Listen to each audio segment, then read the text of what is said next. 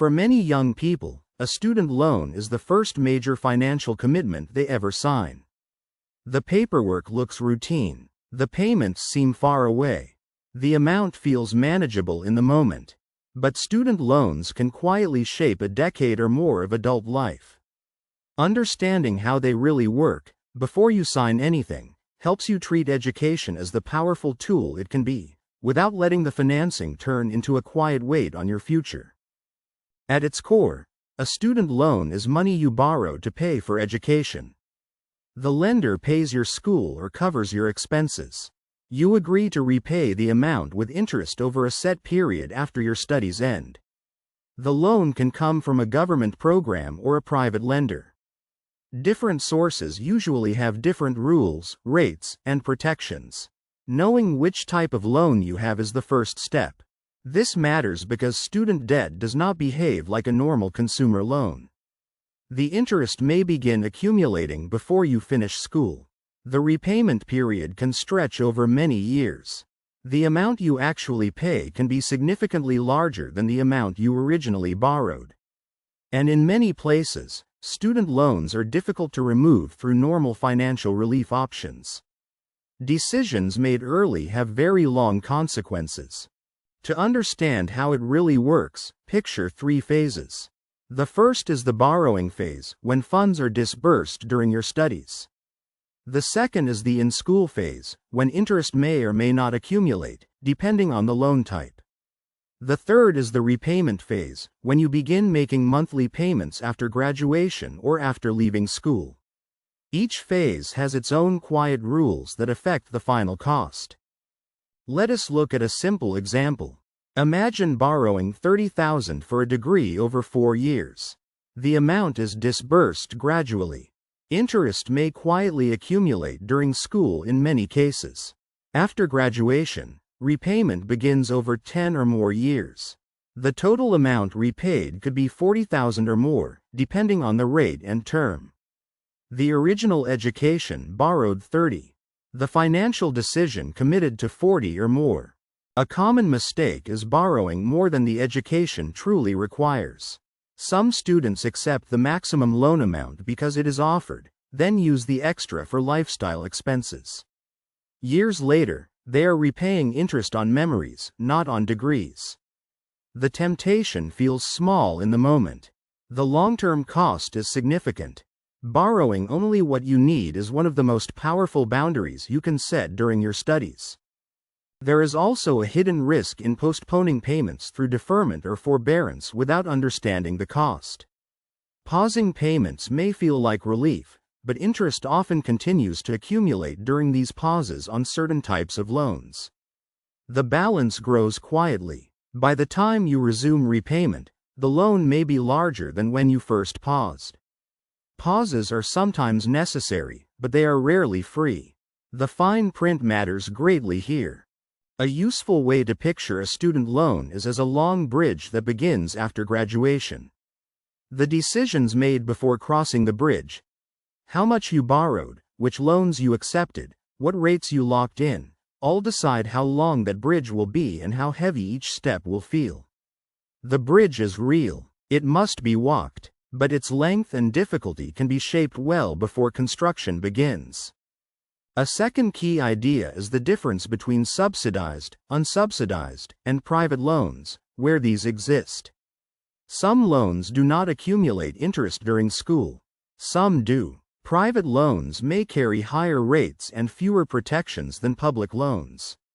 Understanding which loans you have and how each one behaves is essential.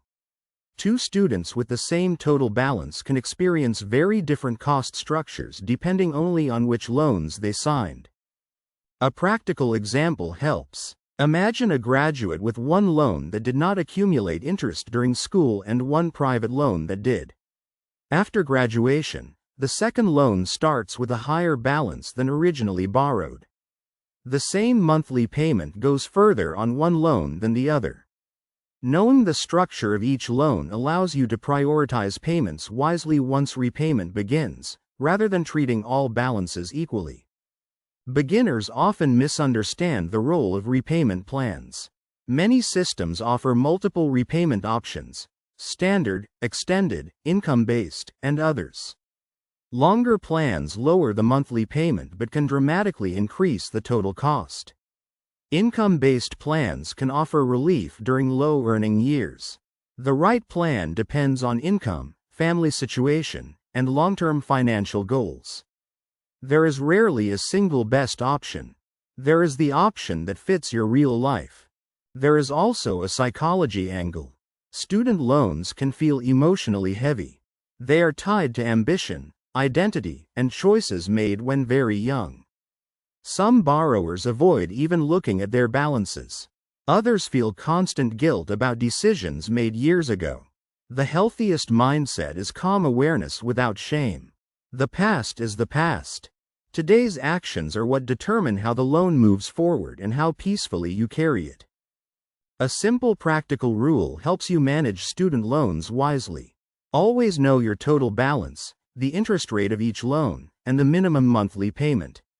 Set up automatic payments if possible, since many programs offer small rate reductions for autopay. Pay more than the minimum when you can. Target the highest rate loans first. Review your plan once a year and adjust as your income and situation evolve. There are things to avoid. Do not ignore your loans hoping they will go away. Do not assume the lowest monthly plan is automatically the best plan. Do not refinance hastily without understanding the trade-offs, especially if it converts a government loan into a private one with fewer protections. Do not pay extra into low-rate loans while leaving high-rate loans behind. And do not abandon long-term savings entirely to chase early payoff. A better habit is to think of student loans as one part of your full financial picture, not a separate problem. Balance steady repayment with continued savings, a small emergency fund, and modest investing where possible. Aggressive payoff is admirable, but sacrificing all other financial growth for years to clear student debt slightly faster often leaves people more fragile, not stronger. Balance is usually the most durable approach. Over the long term, how you handle student loans can quietly shape your financial life for decades. Households that approach the debt with clear plans, sensible payments, and balanced savings often build wealth steadily even while repaying. Households that ignore the loans, panic about them, or sacrifice everything else to crush them quickly may emerge debt-free but with little other foundation. Strategy and patience matter as much as raw urgency. So here is the short version. A student loan is borrowed money used to pay for education, repaid with interest over many years. Loans differ by type, rate, and rules. Interest may accumulate during school on certain loans. Pauses are not always free. Repayment plans vary widely. Target high-rate loans first. Balance repayment with savings and investing. Knowing each loan in detail produces dramatically better outcomes than blind monthly payments. If you have student loans, do not let fear or shame guide your relationship with them. Open the statements. List every loan, every rate, and every minimum. Pick a clear strategy that fits your real life. Keep small savings and investments alive in the background. Adjust the plan calmly each year. None of this requires perfection. It requires steady honesty. With time, student loans become a chapter, not a sentence, in your financial life.